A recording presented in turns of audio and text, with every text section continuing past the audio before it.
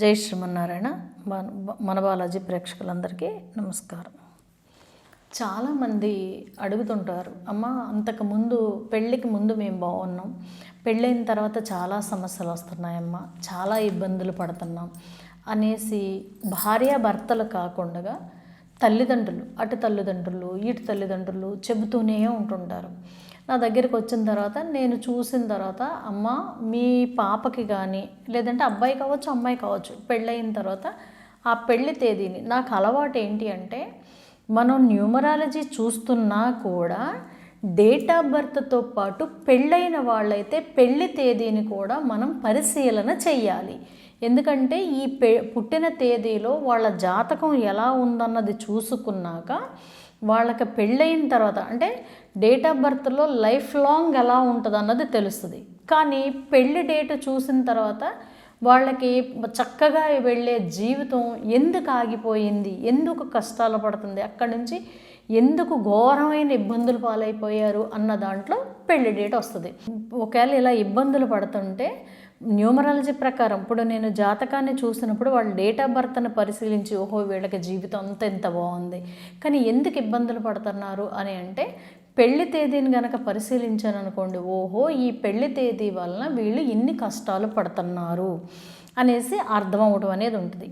ఇందులోనండి పెళ్ళి అనేది ఏ మతానికి చెందిన ప్రపంచం మొత్తంలో ఉన్న ఏ మతాల వారికైనా సరే పెళ్లి తేదీని బట్టి మీరు జాగ్రత్తగా వినండి, పెళ్లి తేదీని బట్టి కష్టాలు వస్తాయి.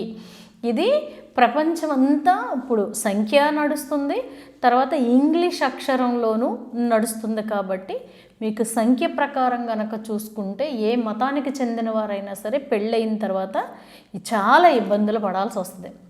అలాంటి డేట్ ఆఫ్ బర్త్ అంటే పెళ్లి డేట్లు ఏంటి అని అంటే, పెళ్లి డేట్లు అనేది మీకు నేను చెబుతూ ఉంటాను.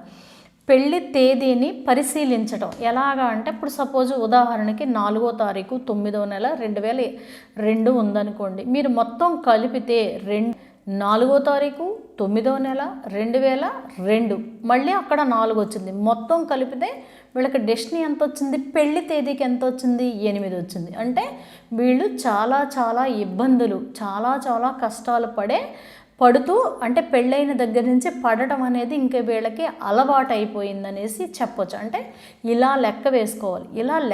ఎలా లెక్క కట్టాలన్నది నేను చెప్పాను. డేటు నెల సంవత్సరం కలిపితే 2 కానీ 4 కానీ 5 కానీ తర్వాత 7 కానీ 8 కానీ ఇవి గనక వచ్చినట్టయితే చాలా ఇబ్బందులు అనేవి వాళ్ళ జాతకంలో జరుగుతూ ఉంటాయి. అలా కాకుండా 1, 3, 6, 9 ఉంటే బాగుంటుంది అనుకుంటాం కూడా పొరపాటే. మీకు ఘోరంగా అంటే చాలా కష్టాలు పడే పెళ్లి డేట్లు ఏంటో చెప్పనండి, మీకు చదువుతాను వినండి. డేటు నెల సంవత్సరం కలిపితే వచ్చే లెక్క చెప్తున్నానండి. అంటే 4, 8 అనే పెళ్లి డేట్లో వచ్చిన, లేదంటే 5 అంటే తేదీ 5 తర్వాత మొత్తం కలిపితే 5 వచ్చిన, 4 మొత్తం కలిపితే మళ్ళీ 4 వచ్చిన, తర్వాత 4 మొత్తం డేటు నెల సంవత్సరం కలిపితే 7 వచ్చిన, 7, 5, 8, 5 అంటే 8 డేటు నెల ఇవన్నీ కలిపితే సంవత్సరం కలిపితే 5 వచ్చిన, తర్వాత 7 తర్వాత మొత్తం కూడితే గనక 8 వచ్చిన, 5 మొత్తం కూడితే 7 వచ్చిన, 7 మొత్తం కలిపితే 5 వచ్చిన, మీకు వచ్చేటప్పటికే 6 మొత్తం కూడితే డేటు నెల సంవత్సరం కలిపితే 8 వచ్చిన, తర్వాత 9వ తారీఖు మొత్తం అంటే 9 డేటు తర్వాత నెల సంవత్సరం ఇవన్నీ కలిపితే లాస్ట్లో 7 వచ్చిన, తర్వాత 6 తర్వాత 6వ తారీఖు అనుకోండి, తర్వాత నెల తర్వాత సంవత్సరం ఇవన్నీ కలిపితే లాస్ట్లో 3 వచ్చిన, లేదా 3 ప్లస్ తర్వాత నెల సంవత్సరం కలిపితే లాస్ట్లో 6 వచ్చిన, తర్వాత 2 తర్వాత నెల సంవత్సరం కలిపితే 9 వచ్చిన, తర్వాత 9 తర్వాత నెల సంవత్సరం కలిపితే లాస్ట్లో 2 వచ్చిన, తర్వాత 8 అంటే 8వ తారీఖు నెల సంవత్సరం కలిపితే 8 వచ్చిన, 8 తర్వాత తేదీ సంవత్సరం కలిపితే 2 వచ్చిన, 2 తేదీ సంవత్సరం కలిపితే 8 వచ్చిన. ఇవి అన్నీ కూడానండి చాలా చాలా కష్టాలకి మూలం. ఏ మతంలో ఉన్న వాళ్ళకైనా ఇవి వర్తిస్తాయి. ఎందుకని అంటే ఇప్పుడు సంఖ్యల ద్వారానే ప్రపంచాన్ని ఏలటం, ప్రపంచం సంఖ్య మీదే ఆధారపడి ఉన్నది కాబట్టి ఈ డేటుల్లో గనక పెళ్లి చేసుకున్న వాళ్ళు, డేటు నెల సంవత్సరం కలిపితే ఇలా కాంబినేషన్ వచ్చిన వాళ్ళు చాలా ఇబ్బందులు పడతారు. దీనివలన ఏంటంటే యాక్సిడెంట్లు అవ్వచ్చు, మనశ్శాంతి లేకపోవచ్చు, ఐశ్వర్యం తరిగిపోవచ్చు. తర్వాత కొంతమంది భర్తను కోల్పోయిన వాళ్ళు ఉంటారు, కొంతమంది భార్యను కోల్పోయిన వాళ్ళు ఉంటారు, కొంతమంది కీర్తి ప్రతిష్టలు పడిపోతాయి.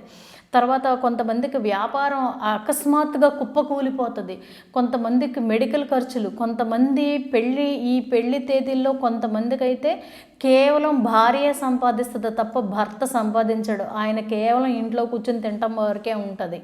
ఇలాగా అనమాట. ఏమిటి అంటే ఆయనకి చదువు ఉంటుంది, మంచి తెలివితేటలు ఉంటాయి, మంచి కండపుష్టి ఉంటుంది. ఇవన్నీ ఉన్నా కూడా సంపాదన అనేది ఆయన నుంచి ఇంట్లోకి రావు.